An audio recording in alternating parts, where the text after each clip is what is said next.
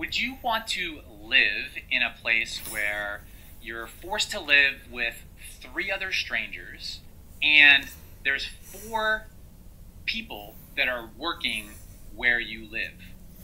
And there's high turnover of those people, so there's new people coming and going, working where you live all of the time. Is that a place where you would want to live? I want you to think about that for a minute, because I have yet to come across a person that says, yes, Eric, that is where I want to live. So I doubt that you are that person, okay? Maybe there's a first here, but you probably guessed that I'm talking about group homes and describing what that actual living situation would look like.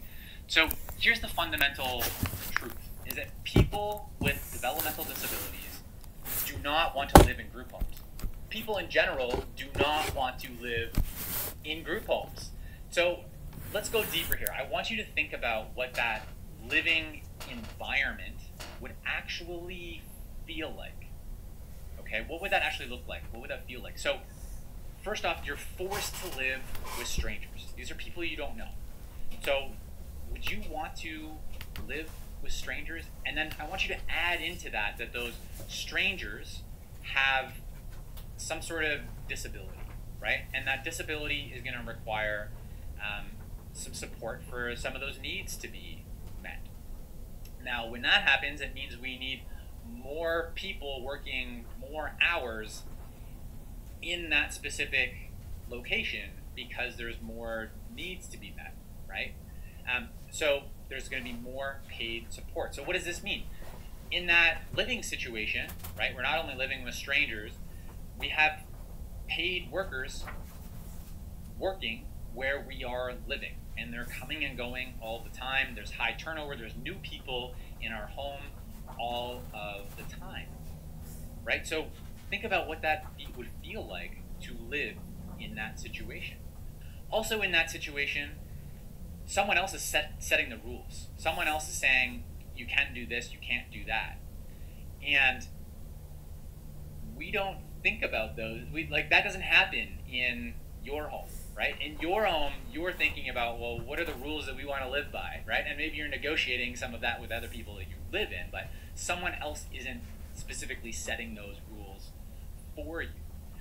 Also in that group home environment, you have someone always looking over you and someone controlling you. You can't do that. Okay, you can do this. You have to wait to do that, right? You can't go there, right? You have to wait until such and such, right? Or you got to wait till tomorrow or next week, right? That's not a natural living situation. So when you start to think about that environment of living in that group home environment, it becomes a very controlling, oppressive, stressful situation to be living in. And when we think about home, I want you to think about this question for a minute. When you think about home, what are the things that you think about? You don't think about being controlled. You don't think about living under someone's rules. You don't think about living with strangers. That's not what comes to mind. What comes to mind is, more than likely, is home is a place you feel safe. Home is a place you feel free to do what you want. Home is your sanctuary. So a group home is a very different living situation than what everybody else considers home to be. So the group home model is broken. It's oppressive. And it needs to change. Governments need to stop funding group homes because it creates the idea in our minds that the group home model is the only model for people with disabilities. And that's just not true. Okay? Now you're probably asking the question, well, Eric, what else is there, right? What's the solution then? Well, I want you to think about this as well. So I want you to think about what that solution is. And the question that I propose to you is, what does everybody else do? When thinking about home, what does everybody else do? There isn't one specific model, right, in terms of living. When we're thinking about what does home look like, we think about many different options, right? Do I want to live in an apartment? Do I want a roommate? Do I not want a roommate? Do I want to live alone? Do I want to live, with family? Do I want to, rent a townhome? Where do I want to live, right? We have control some control and choice over where we're going to live as well, right? So those are the sorts of things that I want us to be thinking about in terms of the solution, and thinking about, well, what would be best for that person, right? What's best for the person with a disability, rather than just thinking about a specific model and enclosing that person with that being the only option, putting them in that enclosed box. So thinking about what's best for the person, okay? And so we want to be doing that for our loved ones with a developmental disability. So if you're struggling with this, you're like, well, Eric, like, those other things aren't going to work for my loved one. I want you to stretch your thinking. So I want, again, if you're struggling, a starting place can be just to think about, what would our loved one, what would it look like for our loved one to live in an apartment?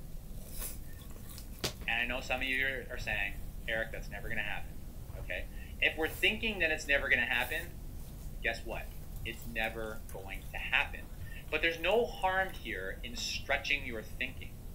So this is just a thought exercise. I want you to actually think through this. What would it look like for your loved one to live in an apartment, just to rent an apartment, right? So think about how it could work. If our loved one were to live in an apartment, to rent an apartment, how could that work, right? What are the things that our loved one would maybe be doing, or would they need to learn? What are the sorts of relationships that our loved one would have? What types of supports might our loved one have in their life, paid or otherwise? What type of technology might our loved one be using or leveraging to live in their own apartment, to rent in their own apartment? What type of financial supports might be needed to be put in place? Would our loved one benefit from maybe having a neurotypical roommate or a supportive roommate? What could that potentially look like? So as I'm listing things out, maybe this is becoming a little bit more of an option or a possibility, but I want you to go through the actual thinking of what that might potentially look like. And of course, there's many different living situations in just an apartment, but that's a starting place to start to stretch your thinking a little bit in terms of what's possible, what would be best for your loved one, because a group home is not best for your loved one. Now, if you're still like, Eric, I kind of hear what you're saying, but you're not totally buying it, or you're not totally believing me, there's a podcast I want you to listen to. So I'll link to it below the video. And it's an interview I did with Lynn Siegel, who is the CEO or the executive director of Hope House in Virginia, USA. And Hope House used to run group homes, and they had 125 people living in group homes. And they went through this exact thinking that I'm sharing with you, in terms of really starting to figure out that that living environment in a group home is not a good living environment for people, and how it's oppressive, controlling, and it's not a home. So they started to think differently. How can we help people create homes? So they helped these 125 people move out of group homes and into their very own home. So I want you to go listen to that podcast, because I think it's going to be helpful for you to continue your thinking. So again, it's linked below. And if you want to continue this thinking with me, I've got an upcoming workshop where we're going to be thinking through how to create an awesome ordinary life with your loved one, which includes home. So again, I've got a link below where you can register